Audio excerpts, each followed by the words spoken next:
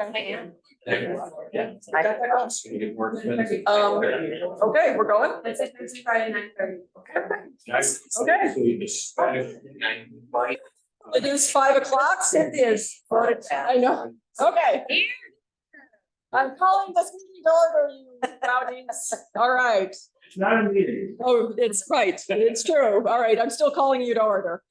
Hi. For those of you who don't know me, I'm Katie Sanders. I'm chair of the Affordable Housing Advisory Committee. Thanks for coming by this evening. I know it's glorious out and it's nice to have people here. It's been about 18 months since we last did a community forum, so we wanted to update you on what we've been up to as a committee. Following these slides and the presentation, we'll open up the floor for questions. So if you don't mind, keep track of your questions and we'll get them all at the end for discussion. So if the members of the Affordable Housing Committee who are in the room don't mind raising your hands. We may have a 1-to-1 ratio. Good deal. More members, hello. All right. So here we are. Slide 2. Do you want me to do that part? Here we are, all of our names in white. And we are also a committee that does not have, to say parameters, but we do. We don't have a cap on how many members we have, unlike a lot of the town committees. So if you know of people who are interested in joining or have, send them our way, that would be helpful. Okay, next slide. All right, if you were at our last presentation, you will recall something like this slide. It is important to understand because we cannot stress enough that this is our present focus. We are trying to create and find affordable workforce housing. The standard definition of affordable housing, not our own personal one, is that it means you spend no more than 30% of your income on housing. This is different than Section 8 housing. Okay. All right. This arc is also an important slide. They're all important slides. What we're talking about for LaPointe is not low-income housing. We're looking at that center section, middle-income workforce housing. So EMTs, firefighters, the next school teacher, or even a police officer could live in the community and afford to do that with their salary. Okay. Katie, on that slide, you might want to point out that the top above where it says middle Yes. income, those numbers are not on the slide. Yeah, we can. It's 80 to 120%. Yeah, thank you, Jim. So what Jim is talking about is across the very top of the arc, because of the recording, the screen sharing, you can't see that the middle income bracket is for the 60 to 120% range of AMI. Does that make sense? Actually, if you're looking at the slide, you can see it in. Okay. Thanks, Jim. Okay. Here's what you already know. We've grown by 64% as a community in the last 10 years. During that time, almost 1/4 of the actual places people can live in LaPointe have been dedicated to rental. Right. Some more statistics. Based on that standard definition of 30% of your income for housing, if you work in LaPointe and have a median salary, you cannot afford a median priced home if you can find one here. Okay. So this slide is another repeat of something you would have seen 18 months ago in our presentation, but pretty direct. 90% of the workers on Madeline Island don't live here. 75% of island employers say that the lack of affordable housing limits their ability to hire people. 60% of island employers say the lack of affordable housing limits the days and hours they operate. And greater than 50% of the island's year-round workers move at least twice a year. They live one place in the summer and someplace different the rest of the year. Okay. All right, back to that arc we were talking about on slide 4. This is what we're talking about. Year-round island workers. This is the self-explanatory. But we're looking at that 60 to 120%.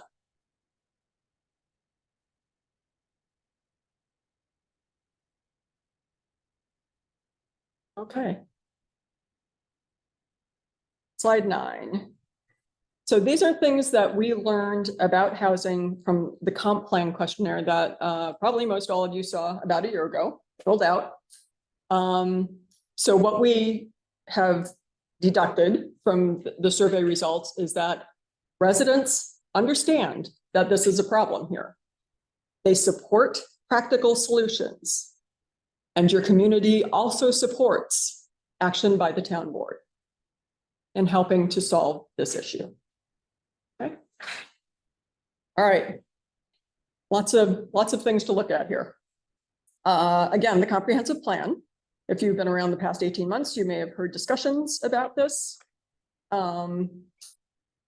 This is a plan that's required of all communities in Wisconsin by state statute. The plan for LaPointe has been released and is available for you to read if you've not seen it. Again, a very dedicated group of people took many, many hours of their lives to listen to what the community of LaPointe would like to do in the upcoming years. If the town board chooses to adopt the plan, it is generally agreed that the ideas included in it will be moved into actionable items.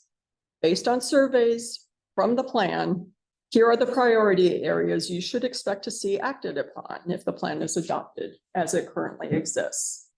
So those housing is highlighted in orange. But you see on either side of the, can all of you read that? I know it's kind of tough. If you can't read it, say something and I'll do my best. Okay. So you see that we've got 38% of the population believe that affordable housing should be a top priority. And in terms of top priorities for land use, 46% of the population or the respondents believe that we should be doing something. Okay, thanks. Here we go. More data from the comprehensive plan. Again, in orange, we're specifically interested in the housing. So increase affordable housing and workforce housing. 76.4% of the respondents said that we should make that a priority. Okay. And that we have support for different land uses. So what we would do in looking at a solution for housing. So new year-round residences, short-term, and then, you know, would we create a subdivision was another possibility. Okay. Okay. All right. The Affordable Housing Advisory Committee put out a request to have a professional housing assessment organization to help us determine what LaPointe could use for housing. Based on their extensive experience in rural areas, the committee chose Maxfield Research. Their full report is available also for your reading pleasure, but the summary is that LaPointe can support the following housing at these price points. So this was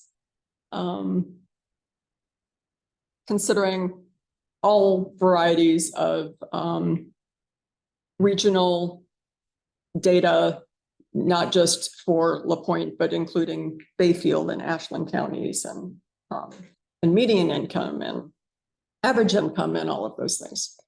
Okay. All right. So for creating solutions, here's what we've got as a committee to think about moving forward and as a community. Reduce upfront and ongoing costs to ensure housing is and remains affordable.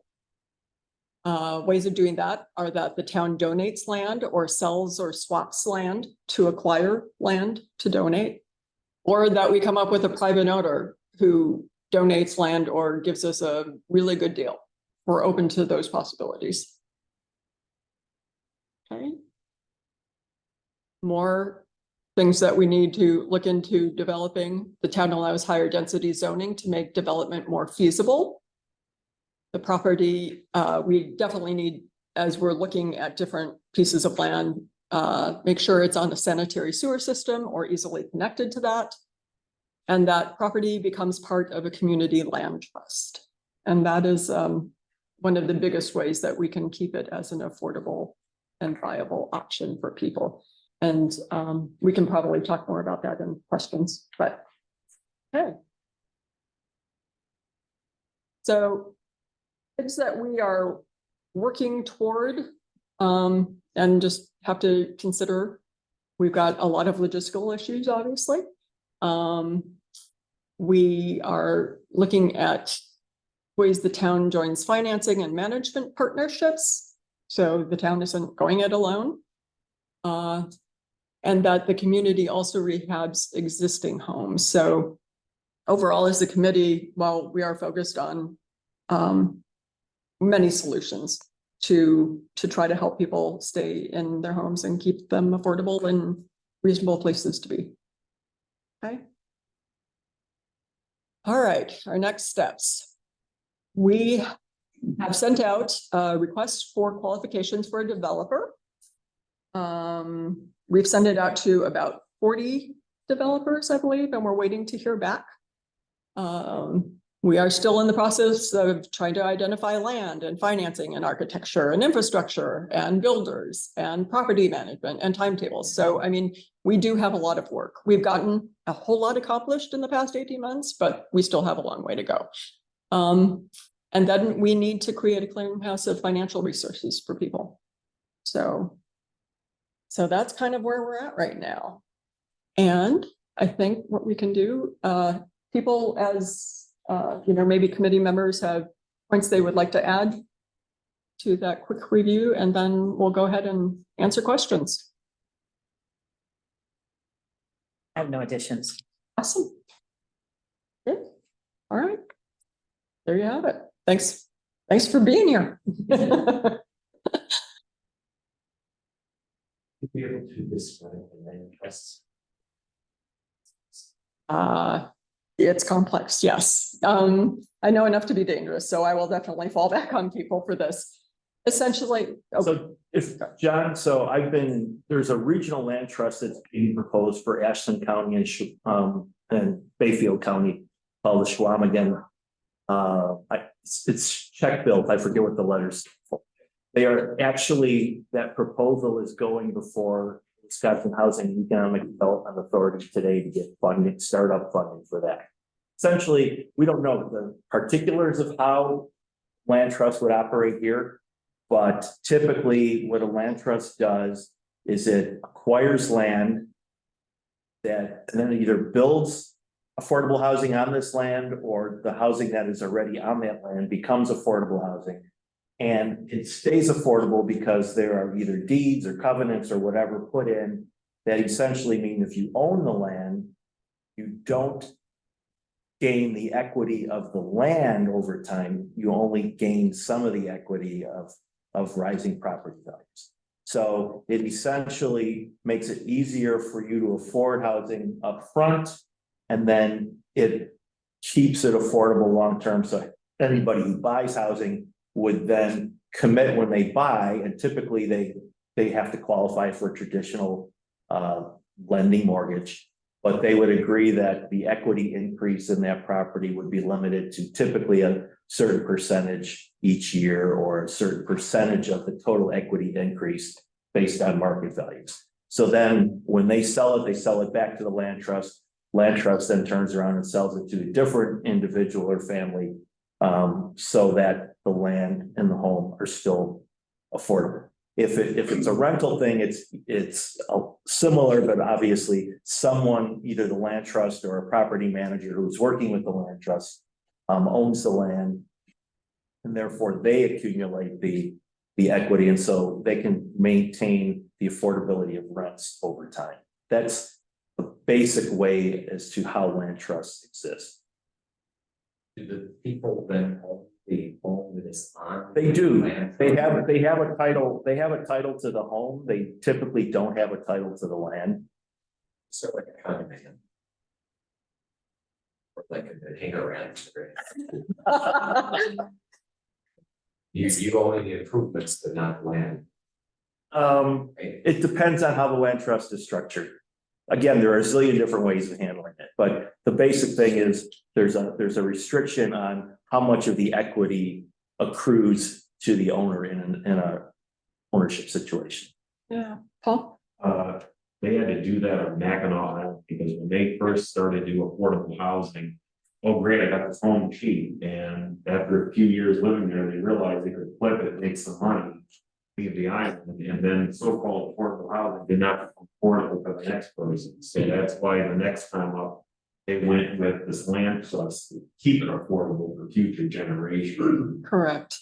Yep, we've spent a lot of time looking at what happened on Mackinac. Yeah, thanks. So does that answer your question, John? Yes, Well enough, at least. that's what I was concerned with, is the ability, you provide something that's below market value and ability, affordability, and then have people flip it. Yeah, That's not gonna work. I'll add that, for example, on Mackinac, and then we'll get to your question, that there are provisions, I guess, in the contracts that say you must be work on the island, what, 1,500 Yeah. hours, just as an example. of a year, and so it makes it much harder. Jim just sent this to us and I did not, yeah. Applicants must work 1,500 hours annually on the island. Residents must reside in the unit for 11 months of the year. Residents shall not own any other developed property on the island. Residents will be requalified every 2 years. So those are some of the things. First consideration will be given to emergency workers and first responders. So thank you. So yeah, we had one here. Go ahead. So like, let's say that a family or a person buys one of these homes that's in a land trust, and they sell it back to the land trust. Does the land trust then do like improvements or repairs to the home before putting it back on the market, or is it always on the buyer and the owner?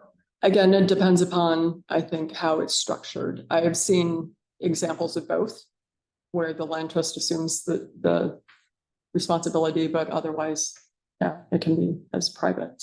So Oh, the early documents that the Schwamigan Bay Land Trust is developing, they would set aside a fund for improvements. And so again, there'd be a match of some sort. Some would be community investment, some would be the homeowners investment, for example. So again, everybody operates differently. They're looking at a model where you would, if you made improvements, you would get that sweat equity back, for example. If this thing at WIDA goes through, we'll know in a couple of weeks. And then the committee does have a representative on that work group, so there'll be a lot more detail available if that land trust actually starts up. so is it Evan then John or John then Evan? Okay, I see the focus here, it seems to be on people who want to come here, work here, live here, stay here. Which is great, so there's a lot of people through my lifetime that's looked out back and forth, summer, winter, all that stuff, I've seen it, I've done it. But there's a huge, large workforce that exists that aren't those people, they're the 6 to 8 month people, they're the dishwashers, the lawnmower people, the waitresses. The house cleaning people, and there's a bunch of them we need very badly. Have you taken into consideration of people want to come here, have a lawn, water, and a bed, live here 6 to 8 months, and maybe a home? yeah, Something on the bit similar to what they have done at a motel. There's a bunch of people that we need their help. They have no place to stay, no place to live. They can't live in Dayton, they can't live in Moscow. Maycliff has some, or you go to Ashland, it's too far away and you live. yeah, So a similar type of hotel thing that will accommodate for different workforce than the ones. You are focusing on people who want to stay here, live here and have something, that's great. But there's these other people. yeah. So, and everyone, feel free to jump in. When, I don't know, 2 years ago, 18 months ago, we just decided we needed as a committee to choose a focus because it's everything all at once. And so we are all painfully aware of that, Right. that seasonal worker housing issue. And we decided that, yes, we will do the longer term housing, but that's why this was important when we talked about the request, the Maxfield research stuff, because that incorporates 16 studios, you know, for the seasonal workers. And by other estimates that we've heard, just sort of word of mouth, I mean, we think that's low. I mean, So these would include these places, water and bed, that they can come, stay, and then leave. They don't want to own it, they don't want to own it, they just want to work for some. that's, yep, it's on our list. It's right there on our hit list. Absolutely. Yeah, that's a large bunch of people. It is. Thanks, Evan. Go ahead, John. I believe that got taken off from the town board at a meeting, It did. the seasonal, so I think everybody should be aware of that. And then your comment about renting or owning for EMTs and firemen. I'm an EMT, if I was just an EMT, I would not be able to afford anywhere, I would even a sleeping bag Yeah. somewhere. Right. So that you need to clarify a little bit better. The EMTs and the firemen get a stipend here, which isn't enough to live on. It's more of a voluntary thing. Okay. Oh, A couple of questions.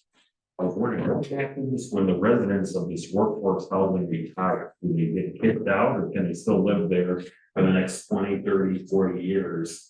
And live out their golden age? And then the next question I have is when you mention about. You're easily connected to sanitary sewer. What's your definition of easily connected? we are hoping, I mean, this is our wish list right now, right? So easily would be probably less expensive than some options, you know, building on South Shore. And I mean, our idea is to keep things in this neck of the woods, close to the ferry, close to town center, right? Exactly. So I'm not sure that I can get more specific on that. If everyone Well, has- easily connected would be where the sewer line is readily available. Exists. You can I mean, you can have easily connected, maybe you have a gravity line going by your property, then you just have to hook onto the ladder. Maybe you don't have this, a gravity sewer in front of the road where it's sparse, this, you have to spend 100 or 200,000. I mean, what's your definition? Some people, 100,000 isn't that big of a deal, especially if you get a grant money. Or well, right, and believe us, everything is on the table. I mean, so we'll consider all of those things, but ideally, we are looking to stay as close to town center as we can. Yeah, I think that there is probably more clarity around the sort of the requirements that would make a plot look attractive. And those sewer is clearly one that has more attraction than going somewhere else. Being able to walk from the ferry has a certain amount of attraction to it. And I think the group has probably put together a list about 8 to 10 criteria that would sort of say this would be an ideal place to go. And if you sort of violate that or expand beyond it because those opportunities are not available, then I think your points about what is the min and max about what we can and cannot invest. And some of that will be dependent on whatever developer we can work with or has ideas about, and also about sort of the access to any kinds of credits that might be available from either a federal or a state tax perspective. So you sort of have to lay out the ideal, and ideal is to have sewer and some of those other things. What about, like I said earlier, about some of my drivers? Can they retire in this house? Or We have not gotten that far yet. No, but thanks. I mean, it's a good question. We will. I'm going to have another comment because, this has been 18 months of, this is not a simple topic and it kind of goes up and down. But I think that there's a belief here that there should be a continuum of housing on the island. So you need to start out, usually we all started out in a rental and then we all got real jobs, and ultimately if you chose, you sort of bought into something. And then if there were more needs, you moved up. You had something for people who, for example, retire. Sometimes they choose to go back to the beginning to a rental place. Sometimes there might be some sort of term, aging in place opportunities. So that continuum is sort of on the general palette of the group. But I think the major, priority of today is the housing for people who want to live and work here and do it over time and add to the community and be part of that community. And then we can move on to the next sort of level of need, as it were. I don't know if that helps at all. Don had a question. Yep, A while back, it might have been a year ago, the town board voted not to let affordable housing go on Lake Shore and across from Lake Shore because of the fact of the resale value of those properties. What about the inland properties? Will they have the same benefit? Go ahead. I'm okay, just thinking, if you place it by somebody's home and people are thinking that it's gonna ruin or bring down. I'll bring down their property values. Because of Lake, the town board already made Lake Shore and I see. across from Lake Shore, and I guess the thing is, isn't everything across from Lake Shore in and around this? But what about if it goes over there? What about like Margie Frederickson or No, I see, the rental, Mike and Dave's, or, yeah, I have something. you know? go ahead. So in our last Affordable Housing Committee meeting, we spoke with, what do we call him, an architect, Yeah. developer? Right. And something that he presents that I think it's important to remember is that this is not Section 8 housing. What we looked at was all the possibilities for integrating it beautifully into the land, so it's not an eyesore.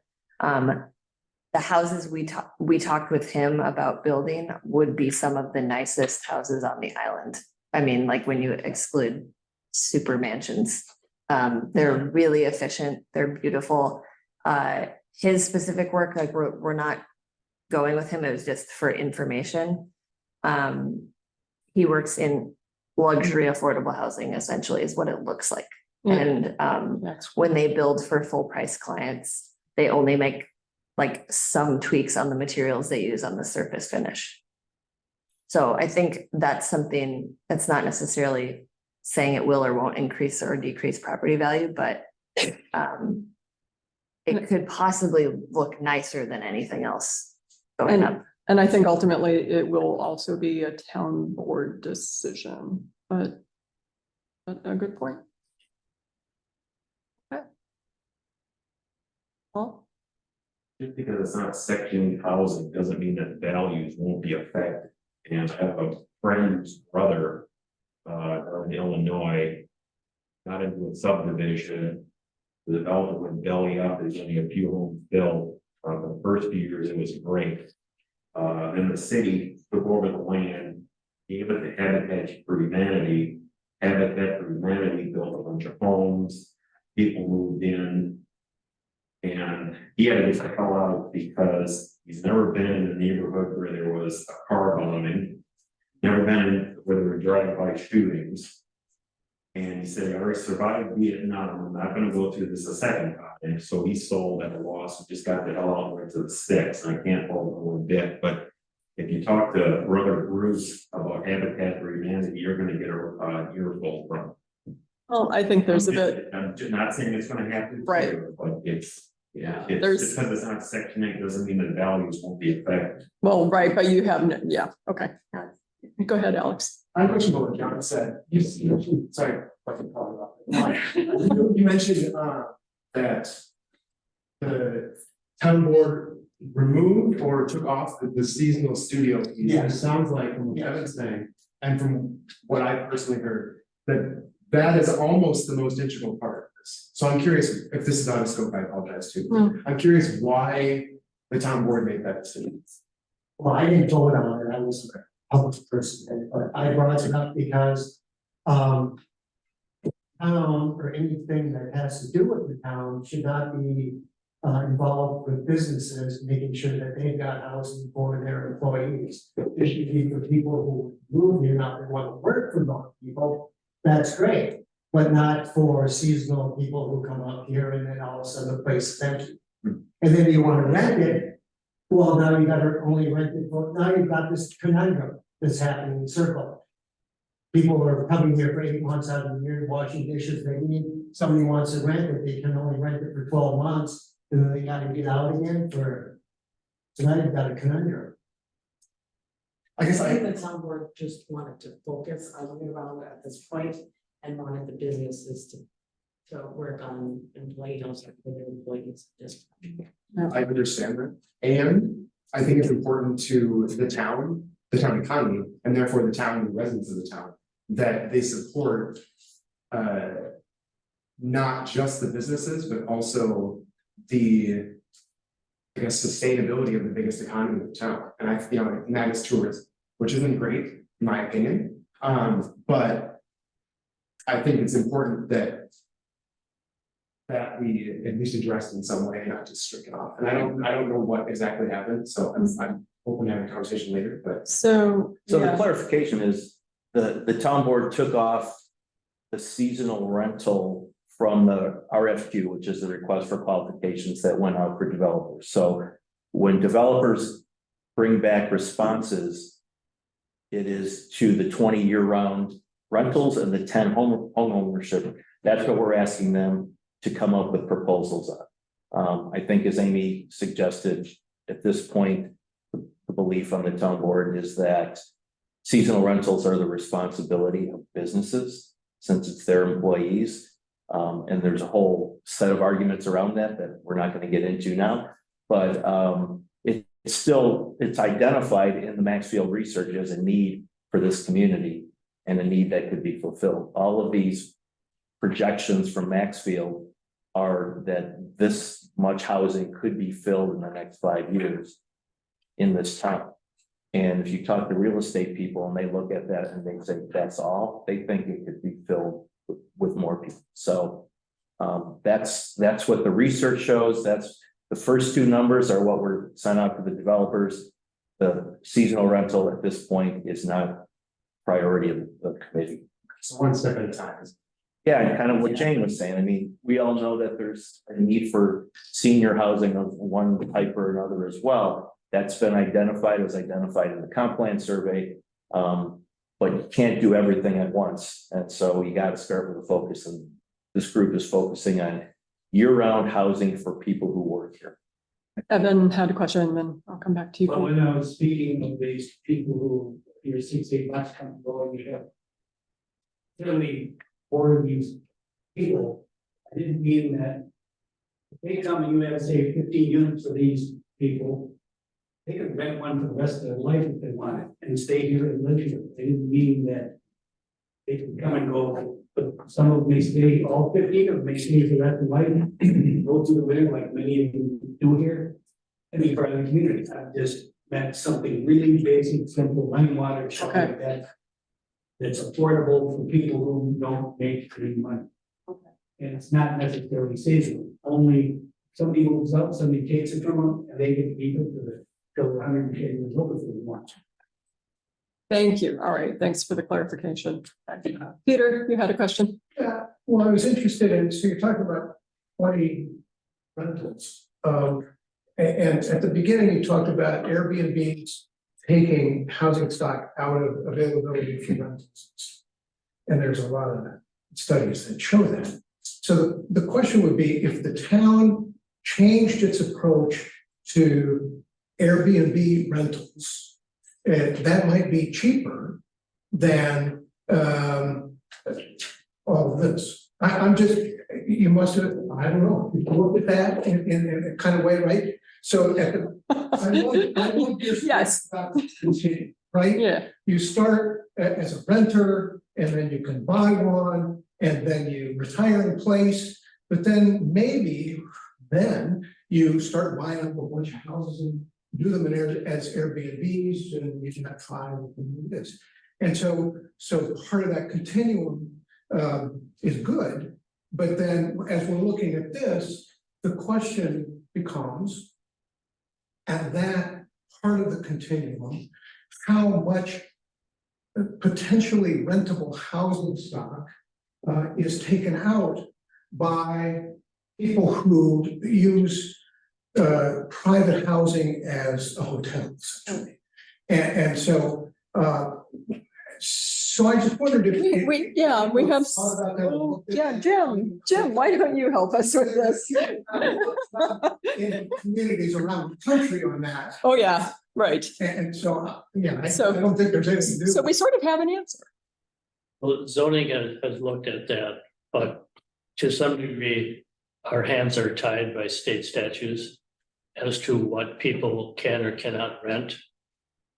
So for us to go in and try and restrict people from using their properties as they see fit would be very difficult and probably against the law. I thought they were doing a lot of that in Madison. That's something. They have the same state statutes. There is also, there's precedent in other small towns that are experiencing the amenity trap issue of what we're experiencing here, and one solution that's worked is incentivizing the owners who normally do short-term rentals to convert to long-term rentals. And there's I can't remember, I have the article, but not with me. I can't remember if That it's. was in Wisconsin. No, it wasn't in Right. Wisconsin. But there's amenity traps all over the country. Correct. And I can't remember if it was grant funding or federal funding, but the program was giving incentives to people who are doing short-term rentals, which get higher profits, to encourage them to rent at a more affordable rate to a long-term seasonal or year-round resident. And they saw a lot of success with it. So the incentive is a financial incentive to bridge the gap, the income gap from switching to short-term to long-term. But that seems like it would cost a lot of money here for people coming up. But I'm surprised that the interpretation of the state law is that you can't limit that. I thought they were doing a lot of this in Madison. So Peter, the state law essentially says a community cannot restrict the ability of a homeowner to rent their home for 7 days or longer. So, Wait. 7 days or longer. correct. So from a community perspective, and actually I'm gonna make a slight diversion. Tomorrow, at the same time, at the same location. gonna say. Same time, same place. There's a Q&A on the proposed revisions to the town's rental ordinance, which addresses short-term, long-term, and others. In this very room. And so, You and better. we'll see what the town plan commission, is discussing. There was a public hearing back in March. There were some ideas that were floated that were not very popular. So there's a revised version coming tomorrow and a public hearing in a couple of weeks. But essentially, yeah, state laws in Wisconsin says that you can forbid someone from renting their home for 7 days or less, for less than 7 days, but you cannot restrict it from renting them for 7 days or more. So in a community like this, essentially it means you could wipe out all short-term rentals if you want. Wait, so their home becomes the critical phrase in that Right. sentence, right? And so I have one home and on the same property, another home. And I ain't renting out any of them, but that's a different problem. But so my home where I live, I can't rent out less than 7 days. But how do I, if I have 3 homes? Come back tomorrow. Yeah. Well, I mean, because, I don't even know, but the question, the central question is, how many of those homes are there on the island? And would that take care of this 20 problem in a way that's a whole lot cheaper for the town? That would, that's just a data question. So there are 155 short-term rental permits in the town this year. That makes up about 22% of the residential housing stock on the island. And so that's the basic data, but really come back tomorrow. That's the forum tomorrow for a much deeper discussion. On Sorry. But it's a continuing thing I'm trying to think about. Yeah, no, thank you. I'll come back. Hey, Sue Brenna. So, the one thing that I think about when I'm looking at this and have been thinking, you know, being on the board and stuff, I've been heard to describe a good bit. So we're not locked and loaded yet until we have a contractor, because I do believe that the focus of the comprehensive plan and the town and stuff is focusing on young families.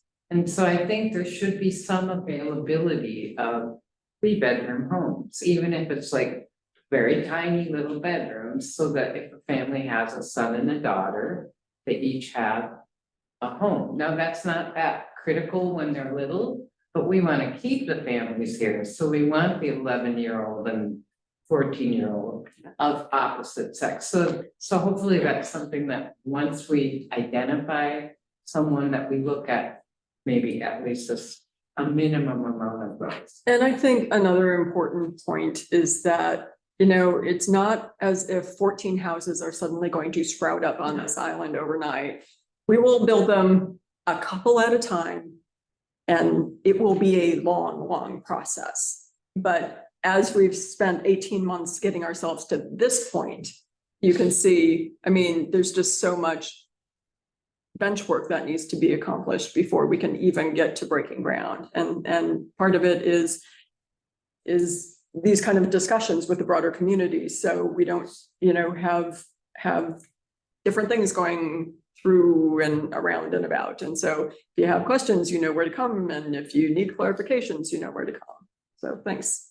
So Susan, to your point, the Maxfield research did recognize that point, that there could be needs for larger homes. And so it's in there when we just summarized it as mostly 2 bedrooms. Correct. But they did identify that there could be a need for larger homes. Okay. Or larger households. Thank you. And how would you pay for that up front? I guess that's part of it. This seems like really expensive. Like pay for what? Well, building 20 houses seems like a lot of land would get donated, but then that's a lot of money. And that's where we do the, hopefully, go ahead. Well, you know, the simplest answer is you come up with development and financial partners who put together what people call capital stacks. You know, so there's money from here, there's money from there, there's money from there. They figure out how to use tax credits, how to use investment money, whatever, long-term, you know, some developers manage the property, some don't. I mean, they all have different models. Typically, there's a stack of different resources financially.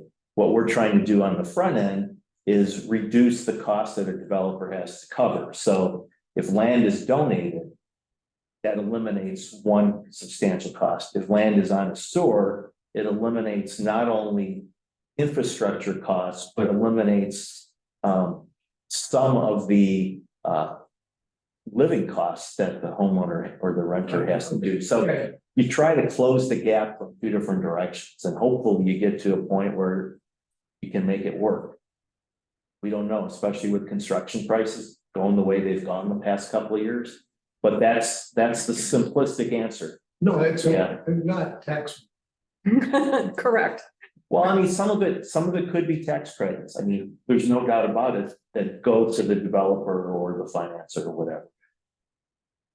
It could be whatever different kinds of tax bonds that people buy, you know, on the open market, but we don't know until we actually have those partners in place. Thank you. Yeah.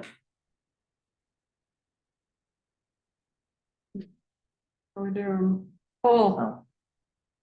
See on that one slide, it said that affordable housing is the 3rd highest priority to the comp plan. But I see ahead of that, number 2 was property taxes. I got this lovely card today in mail saying that we're all gonna get reassessed next year. Now, I'm just wondering, what's this gonna cost for affordable housing for local property taxes? Because you make affordable housing for one segment, is that gonna make it unaffordable for another segment? I would say the short answer to that is if you're building housing, it's adding to the tax roll, so it's diminishing the overall cost to an individual homeowner. It's increasing the overall property valuation of the island. I mean, right now, you're gonna be using land that is taxed as undeveloped land for the most part. And so any development there is gonna increase contribution to the overall tax value of the island. All due respect, Michael, but for the last 40, 50 years, people have been saying they increase the tax base, it's going to make it cheaper, and I've never seen that happen. Everything just keeps going up. So, and the comp plan property tax thing that you referred to has a lot to do with the value that property owners get here for the taxes they pay to the Bayfield School District and to Ashland County. Well, I'm not saying they're blameless, but honorable point is part of that equation as well, just like the voting tax.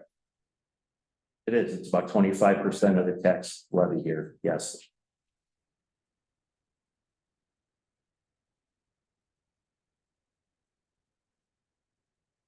Thank you very much for that excellent presentation. Thanks for coming. Are you presenting tomorrow as well? Heck no, I'm not. But thank you. I appreciate that. Not my committee. Maybe you'll get Jim again. Yeah. But that's what we got. All There right, might be more questions. any more? Sir, I see this is the best option you all were able to find and put together. I'm curious what the second best, if there, if that's question.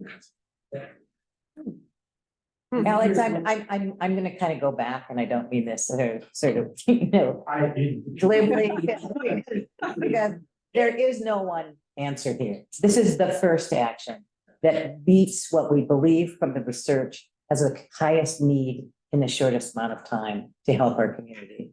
The next would be homes, right? Putting that on here.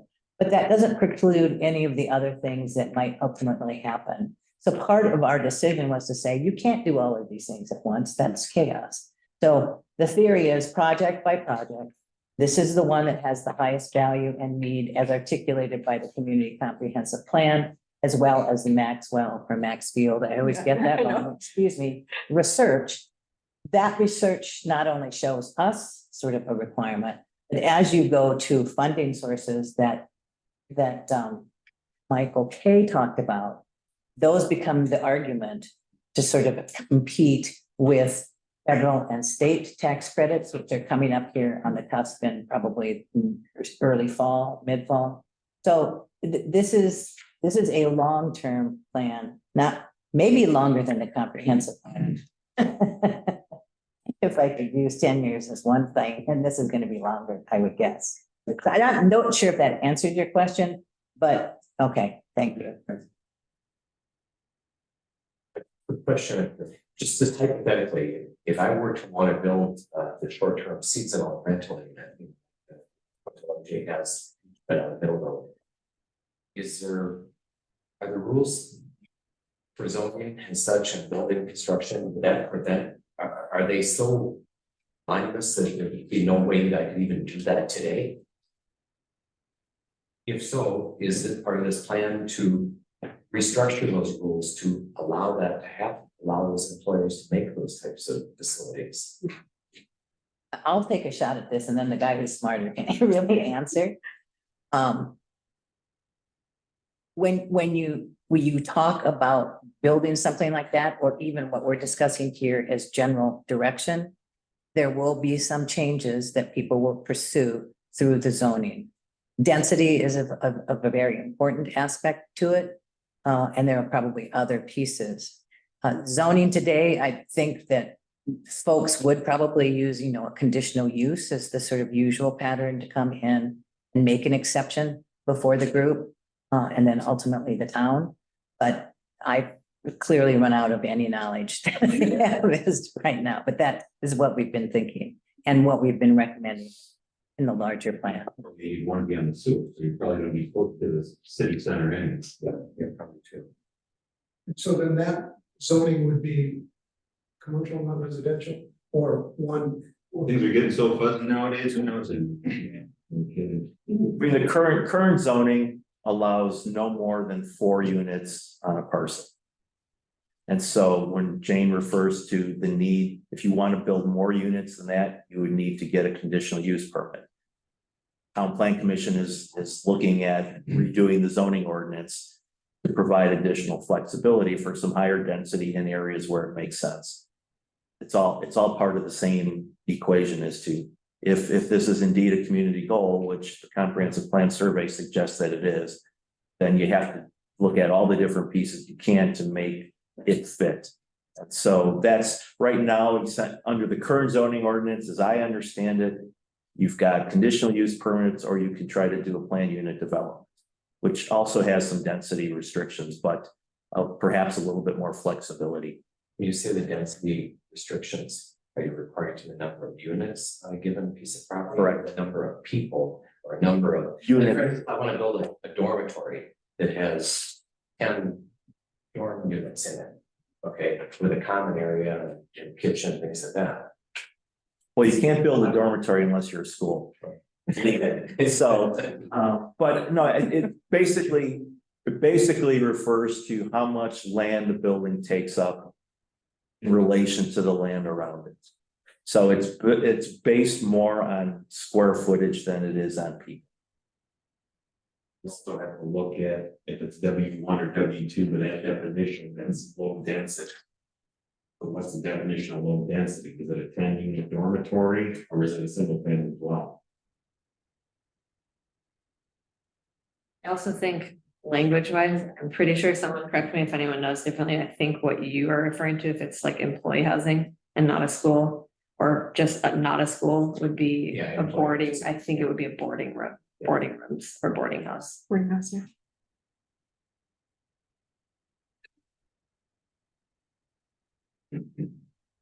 All right. Thank you all very, very much.